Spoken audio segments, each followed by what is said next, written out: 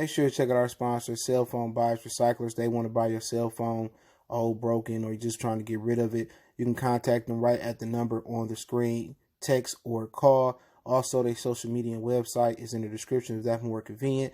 If you share their social media accounts on social media, get a chance to win an iPhone. Go check them out. All right, man, we back. Goodfellas Sports TV. We in the building. Make sure you hit that subscribe button, bell icon button, share the video. And we're going to talk about Meek Mills maybe getting Juelz Santana free from prison a few months early. But let's talk about Nicki Minaj and 6ix9ine.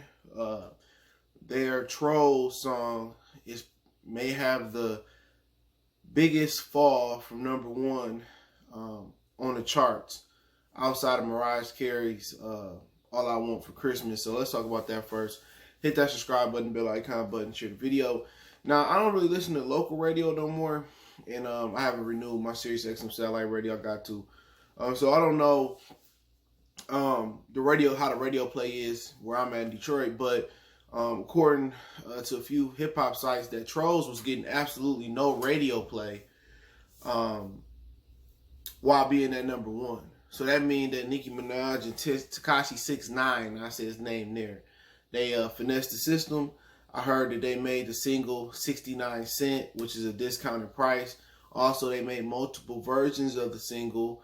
And now, basically they cheated the game. And probably on top of that, they had bots on YouTube who I think they are now starting to count YouTube views as streaming numbers, all right? So it was proven, it's a proven fact that YouTube didn't recognize it as having the biggest 24-hour, viewership over Eminem's, I think it was a Kill Shot, because they were using fake streams and bots. So YouTube officially came out and said that people in the comment section seeing people lying. No, they did not acknowledge it because the majority of their streams, 10 million of the 50 million were fake streams, and basically, and also they discounted the single to 69 cents. Now, I don't know what the cost of singles are going these days. I know back in the day you could buy a single CD with the regular version, the acapella version, and the instrumental version. And I can't remember how much those singles used to be back in the day. You used to get the disc. But apparently they finessed the system by making multiple versions, 69 cents, a discount. And you see a lot of these, musicians doing bundles. And they bundle in with an energy drink. They bundle in with some clothes and merchandise. And that's weak because when you bundle it, you just get the version. You just get a code probably, and you can listen to the single for free. So a lot of these musicians and rappers and, R&B singers and, country music stars and rock and roll stars, they finessing the system, you know what I'm saying, by bundling it with an energy drink. That's stupid to me, dude. If you organically can get to #1, cool. Why you got to cheat to get to #1? Why you just can't, make your record hot, push it, make a hot record, and, people deem it #1. And I did. A lot of these people going #1, even with albums, and they selling 70,000 a week, that's terrible. In like the 90s, early 2000s, man, you had to have like a couple 100,000 streams just to go #1. And that's in any genre of music.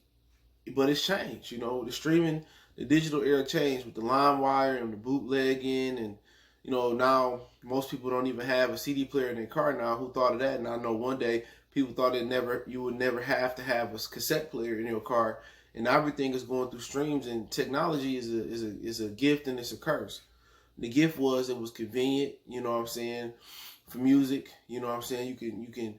Now you don't have to carry around them big old CD things people used to carry around. I used to think it was so cool as a kid when somebody pull out a big ass CD pouch and you flip through the CDs, you put it in the CD player, they had a CD changer. That shit used to be cool, but now you don't have to carry that no more. All your music can go on your phone.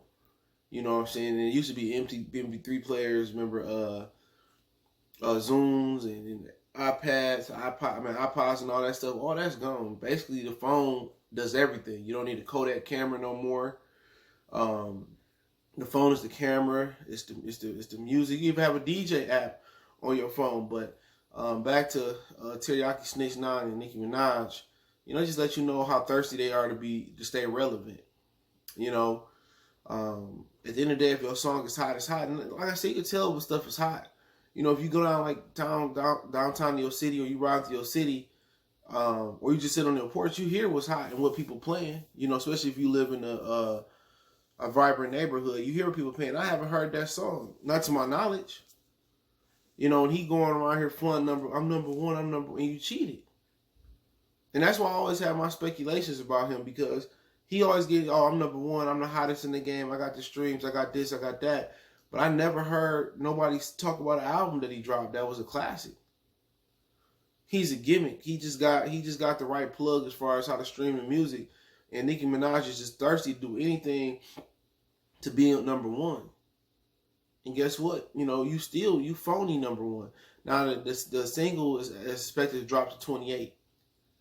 So that's the biggest drop while remaining on the Billboard 100.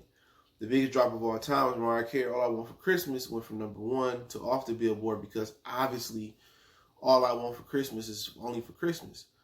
So, you know, she should have really put that. I don't know if she put that out in maybe November.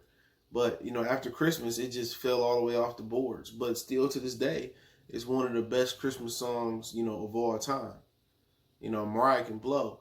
But they expected Monday to fall to 28. So, like I said before, man, he's celebrating the fake. You know what I'm saying? And people, and it's idiot people that believe him like he real. He fake. And at the end of the day, time reveals all. So when he got to go out on tour, you know, or he got to drop an album, see if his album go platinum. Or he got to go out on tour and go to Houston, go to Philly, go to Sacramento, go up to Portland, go up to Seattle, go through Texas, go to Nevada. We'll see how gangster he really is. Because security can't be with you 24/7. If he go out there and tour, which he hiding in his house, if he's switching his location now, wait till the pandemic completely over with, and that might not be the next year, and everything really truly open back up. It's gonna be curtains. What Tay-K say, it's gonna be all she wrote. You know, but at the end of the day, they finessed the system. I don't think anybody should be surprised by it, and I'm not surprised by it. He a big phony. His whole career been a phony, been a fake gangster, fake persona. Music ain't even that good, so you know who really buying these singles, who really support this music. Just it is what it is, man. But Juelz Santana called in on Young Money Radio. I know him and Lil Wayne is supposed to have a CD coming out. You know, Lil Wayne also got a CD coming out with Nicki Minaj, they said, man, which is, both of them CDs are like at least 10 or 15 years past due. At least 15 years for Juelz Santana. I think he had one of the most underrated rap albums out there, and that was what The Game Was Missing. That was a great CD, man, as far as, you know, being underrated. You know, I don't think a lot of people slept on that CD, man. That was a good CD. But he did call in. He told Lil Wayne that he could be coming home real soon. I know Jim Jones said they gonna do a Dipset album when Juelz get out, and I know that him and Cam had some issues. He had rapped about Cam not holding it down and not, you know, looking out for him while he was in prison, and that happened too often. You have a lot of these dudes that go to prison, or you know they die, and then you know they homie don't take care of their kids or hold it down. They forget about they hold what they had going on. So I don't know exactly him and Cam got going on, but with Juelz. Yeah, he said that Meek Mill is trying to help him get out of prison early due to the coronavirus. Now, what happened with Juelz Santana? He got caught with that blicky and some drugs. I think in Jersey airport it was, and he ran out the airport, and he ended up getting 27 months. So he was supposed to get out February 2021. So Meek Mill trying to get him out a little bit early due to the coronavirus and the scare. So you know, Meek is still riding with his prison reform, trying to help people get out. Him, you know, Jay-Z, Yo Gotti was sending masks to Mississippi prison, and they're trying to help people out as far as that. So Juelz get out a few months early. I heard he can get out like late summer. So he's looking like August, September. So anytime you can get out early from prison, even if it's a day early, man, you want to get out, man, and get back on with your life. So I don't know why he was trying to smuggle a gun and drugs, you know, through the airport. I mean, that's the stupidest thing to do.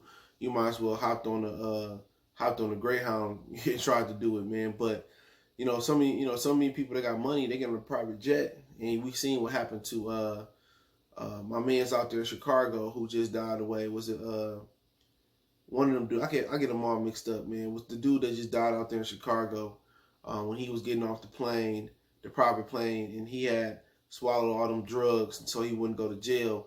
and somebody snitched on his private plane. He had all these pounds of weed on the plane and stuff of that nature. So, just because you got a private plane don't mean they won't check, but it's a little bit easier to move on a private plane than it is on a commercial flight. So, at the end of the day, me trying to help him out, and he supposed to get out in February 2021 anyway, but I know he want to get out this year. They can make the Dipset album. I don't even know if people still want to hear that, because a lot of these older artists, you don't